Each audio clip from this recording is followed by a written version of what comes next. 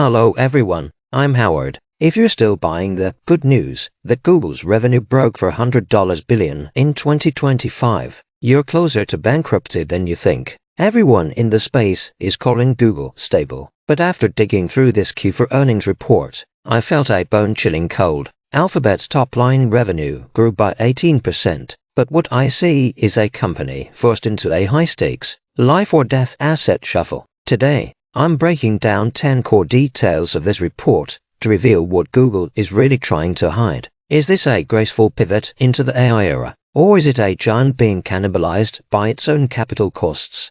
In this video, I'll show you the critical variable that could drive Google toward for $100 by the end of 2026. The report shows Q4 total revenue reached $113.8 billion, up 18% year over year. It looks solid on the surface, but have you actually analyzed what that means? This is growth on a $400 billion base. The sheer difficulty is unimaginable. While Google's core search business grew by 17%, I believe this is purely AI life support via Gemini. This isn't organic growth, it's a defensive war, where Google is sacrificing margins to retain user habits. My take: without the support of a powerhouse like Gemini 3, Google's search foundation would have crumbled under the assault of TikTok and other AI disruptors long ago. Google must prove it can transition from an ad merchant to an intelligence provider. Otherwise, this growth spurt is just the final rally of its information age era.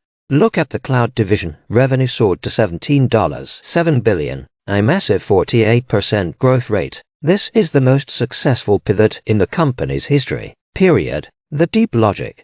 This proves Google has successfully penetrated the enterprise AI market, becoming the underlying power plant for global AI unicorns. My forecast: if Google Cloud's annualized run rate breaks $100 billion in the next 2 years, it will officially replace search as Alphabet's absolute core. This proves the tech moat is still there. Google doesn't just have models, it has the compute infrastructure. If you want to play in the AI era, you have to pay rent to Google.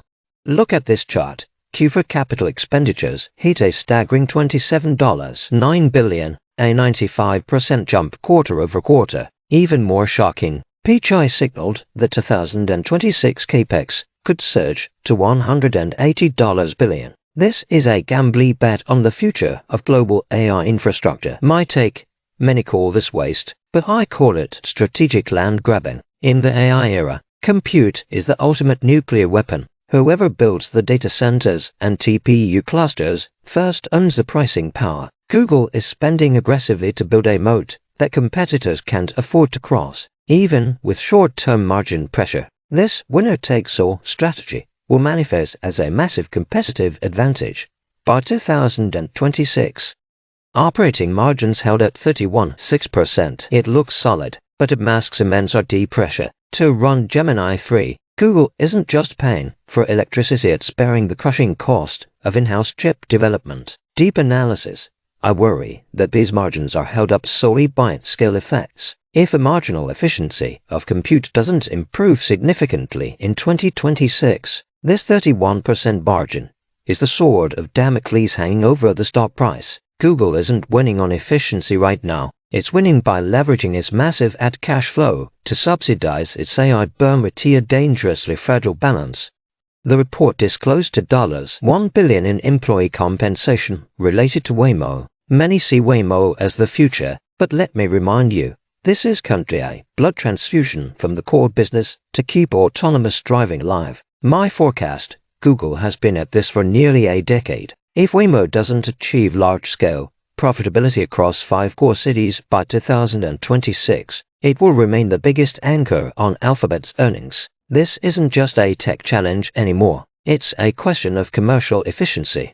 Alphabet is sitting on over $110 billion in cash and equivalents. This isn't just money, it's a strategic nuclear reserve against antitrust investigations and AIRD volatility. My take: in these turbulent times, holding this level of liquidity gives Google absolute offensive initiative. Even if the industry hits a winter, it has the power to acquire struggling AI startups en masse. This is a cold, calculated defensive posture. They are buying themselves the right to survive the next 24 months. Pichai admitted in the earnings call that the biggest constraint isn't demand, it's infrastructure capacity. Think about that. Even with $110 billion, you can't buy enough electricity or fast-track land permits. Deep analysis.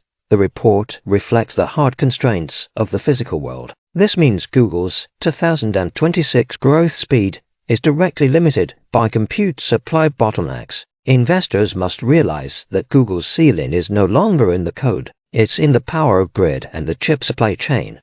The report highlights Apple selecting Gemini as the model for Siri. This isn't just about revenue, it's about Google locking down the AI gateway for iPhone users. My take: this is the steadiest link in their defense. As long as they hold the endpoint, the collapse of the search empire won't happen before 2026. This is a critical defensive maneuver that ensures Google can push its latest AI products to over 8 billion Apple users globally. Full-year free cash flow hit $73.3 billion. It's a perfect financial engine, using the old money from ads to bet on an AI future outlook. As long as cash flow remains this strong, Google doesn't need external debt. It has the runway to keep innovating based on the logic of 2026 compute scaling. I believe Google's valuation has shifted from search ad stock to AI utility. As long as cloud growth stays above 40%, a run to $400 by the end of 2026 isn't just a pipe dream. To sum it up, Google is an AI behemoth with $110 billion in cash, betting its legacy search profits on a limitless AI empire. It and Tesla represent two different logics. Tesla is a hardware-first paradigm shift, while Google is an AI reconstruction of the search moat. As we head into the 2026 showdown, who are you betting on? Is it the hardcore physics of Tesla or the AI infrastructure of Google? Leave your deep dive insights in the comments. If you found today's analysis valuable, smash that like button, subscribe to Howard's channel, and hit the bell. See you in the next one.